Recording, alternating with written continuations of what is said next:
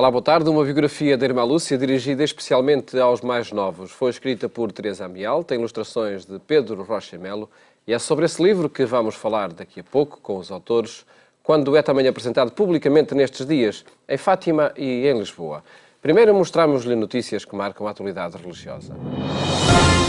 Chegou ao fim o ciclo de reflexões do Papa Francisco sobre a misericórdia no Antigo Testamento. Foi na audiência geral desta quarta-feira.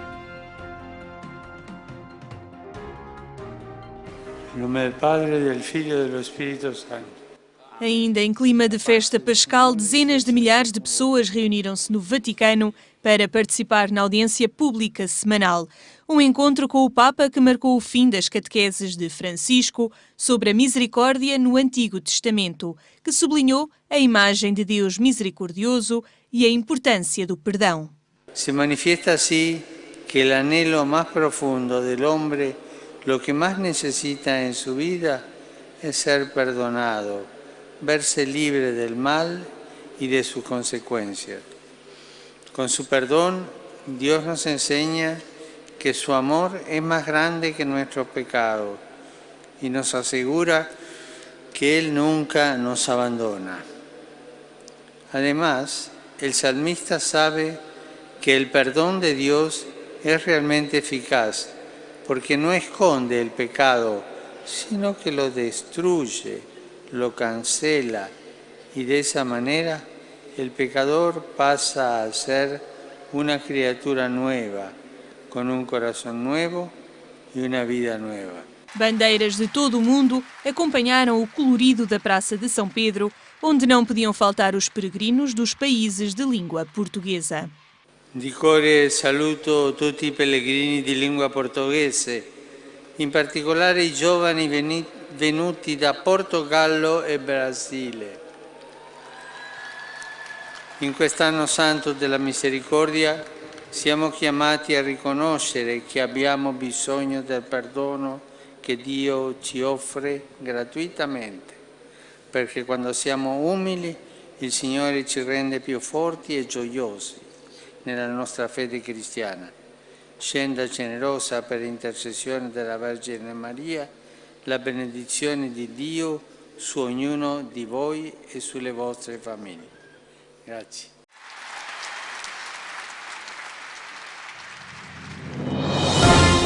Sílvia Cardoso tem o processo de canonização em curso no Vaticano. A partir deste domingo pode ser venerada numa capela tumular na Igreja Matriz da sua terra natal.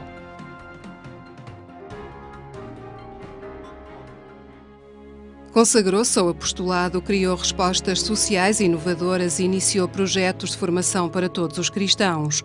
Foi esse o percurso de vida e de missão de Sílvia Cardoso, uma leiga natural de Passos de Ferreira com o processo de canonização em curso no Vaticano. A reunião e análise da documentação decorreu ao longo do inquérito diocesano entre 1984 e 1992. Depois, o Vaticano deu seguimento à causa de santidade e, em 2013, o Papa Francisco deu o primeiro e decisivo passo. Declarou Sílvia Cardoso venerável. A sua obra espalhou-se por todo o país, mas foi na sua terra natal que começou os projetos que identificam o seu percurso de vida, obras de caridade e formação dos leigos. A proteção a crianças começou aqui também em Passos de Ferreira. Portanto, em 1919 foi inaugurado o hospital, já muito com não só a proteção pecuniária, mas a orientação dela, porque inclusive foi ela que conseguiu que viessem para aí as religiosas franciscanas hospitaleiras, uma vez que a Associação Fundadora do Hospital era laica.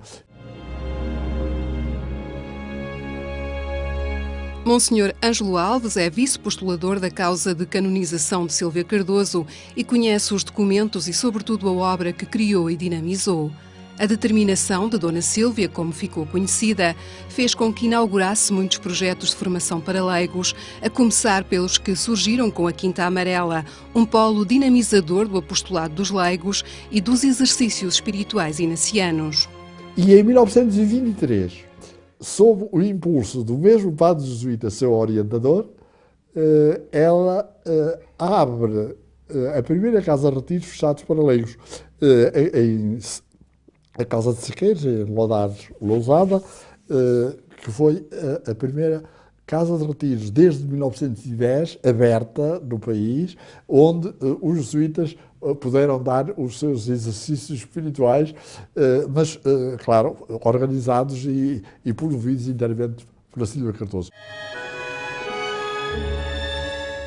É este percurso de vida que os promotores da causa de canonização e os seus conterrâneos querem dar a conhecer. A transladação dos seus restos mortais para uma capela tumular na Igreja Matriz de Passos de Ferreira, este domingo, vai ser um passo determinante para divulgar a veneração a Sílvia Cardoso.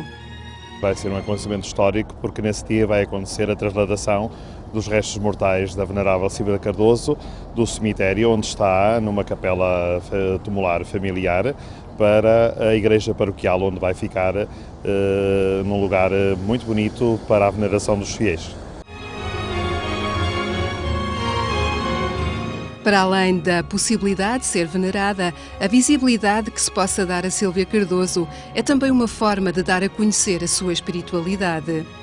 A espiritualidade dela é uma espiritualidade muito profunda, muito interessante, não é uma espiritualidade fácil de ler, é uma espiritualidade que temos dificuldades em entender. A sua oração era algo de extraordinário. Ela era capaz de mergulhar profundamente no mistério da oração e de comunicar com Deus de forma extraordinária, que nos entusiasma a todos ler e de verificar como ela fazia aquela oração tão próxima do coração de Deus. Filha desta terra, Sílvia Cardoso nasceu em Passos de Ferreira e aqui morreu quase 70 anos depois, em 1950.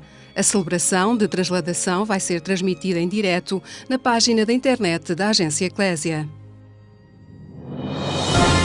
O Colégio Marista de Carcavelos, em Lisboa, está a celebrar 50 anos de ensino de qualidade e formação integral.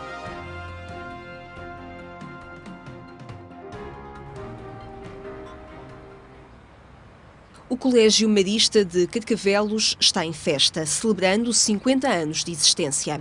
Uma educação transversal proporcionada pela sua forma pedagógica, ministrada em ambiente o mais familiar possível.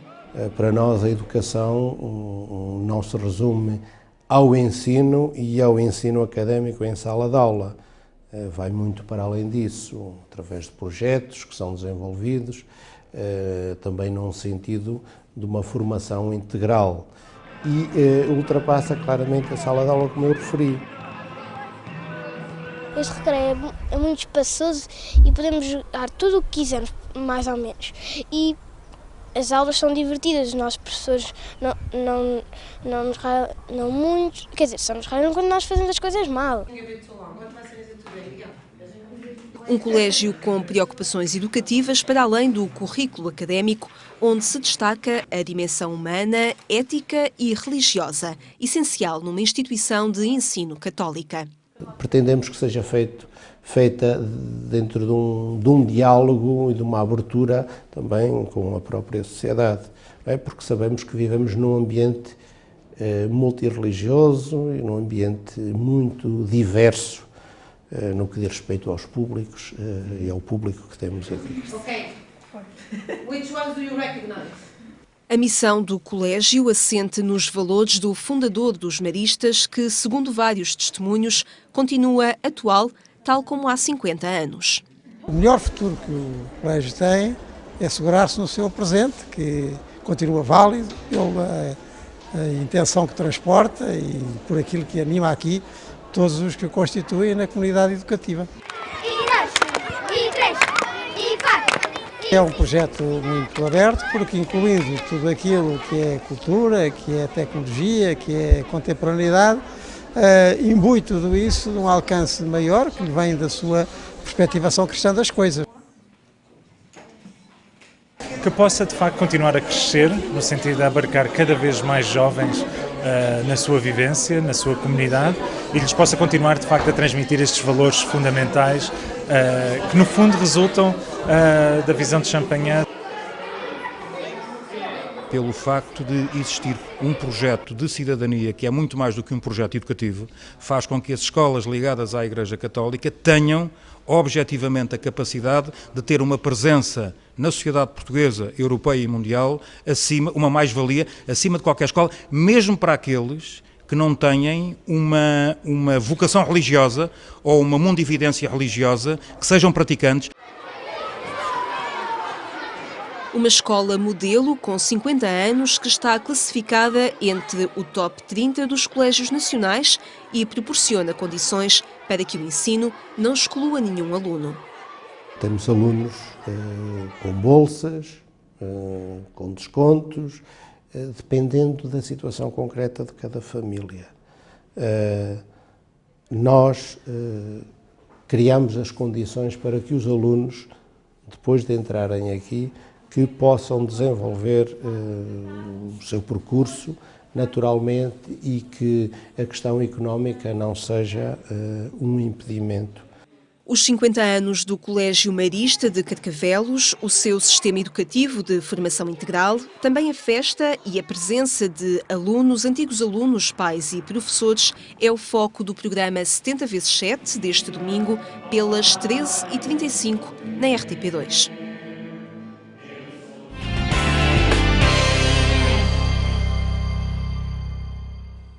Em agência.eclesia.pt pode acompanhar estas e outras notícias em atualização permanente. Dia 31 de março em Fátima e dia 7 de abril em Lisboa são datas para a apresentação da biografia sobre a Irmã Lúcia, dirigida especialmente às crianças e que agora lhe damos a conhecer com a autora Teresa Amial e o ilustrador Pedro Rocha e Melo. Muito boa tarde, obrigado por estarem neste programa. Teresa Amial, começava por lhe perguntar que desafio foi este de escrever sobre a Irmã Lúcia.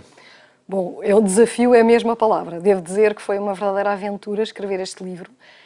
Isto surgiu, foi a causa da beatificação da Irmã Lúcia que me contactou e me propôs este projeto, portanto, dentro do próprio processo da beatificação e também já na preparação do centenário. Eu devo dizer que nem hesitei, portanto, entusiasticamente disse logo que sim. E depois, a seguir, é que eu comecei a pensar nas coisas concretas e me dizer, oh meu Deus, em que é que eu me meti? Portanto, isto foi um livro muito, muito rezado, em que eu, acima de tudo, pedi muito a Deus ajuda e à Irmã Lúcia e aos pastorinhos. E penso que foi um grande desafio, mas que foi muito, muito giro. E gostei muito de conhecer melhor a Irmã Lúcia. Pois, esse terá sido, acredito que a primeira etapa, não é? Conhecer melhor todo o percurso de vida dela. Para encontrar muitos acontecimentos novos que desconhecia ou estava... Sim, é verdade. Aliás, eu penso que este é um livro que é dirigido mais para crianças e para a juventude, diria assim, mas na verdade eu dá-me a sensação que tem muitas coisas surpreendentes e que vai ser muito giro também para os adultos, portanto para os pais que leem aos filhos ou até para os adultos que queiram ler. Porque no geral nós pensamos sempre na Lúcia como a pastorinha, pequenina criança, ajoelhada frente à azinheira com Nossa Senhora, e depois, de repente, há um enorme lapso e saltamos para a imagem da Carmelita, velhinha, de óculos, ao lado do Papa.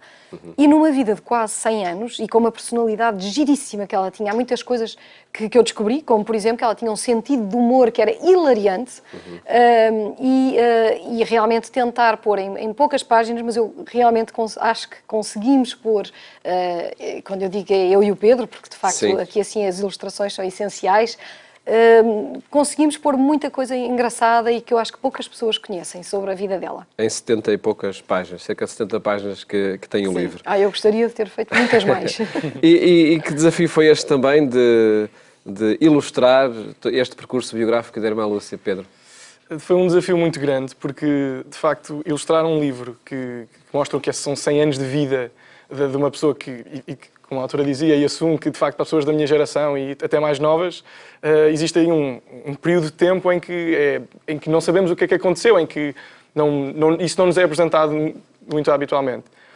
O maior desafio foi, talvez, conseguir, com um grafismo o mais infantil e o mais divertido possível, muitas vezes também mostrar episódios difíceis e de muito sofrimento e de muita dureza e de muita perseverança desde o seu nascimento até à sua morte. E, sim, eu penso que também, isso foi uma das coisas mesmo que eu pedi logo ao Pedro, porque um dos grandes desafios era, por um lado, realmente apresentar quase 100 anos de vida num livro que não podia ser demasiado grande, porque senão ficaria caro demais e também as crianças não liam livros muito grandes, mas ao mesmo tempo também pôr a mensagem de Fátima. Realmente, isto é a biografia oficial, portanto, não se pode saltar coisas.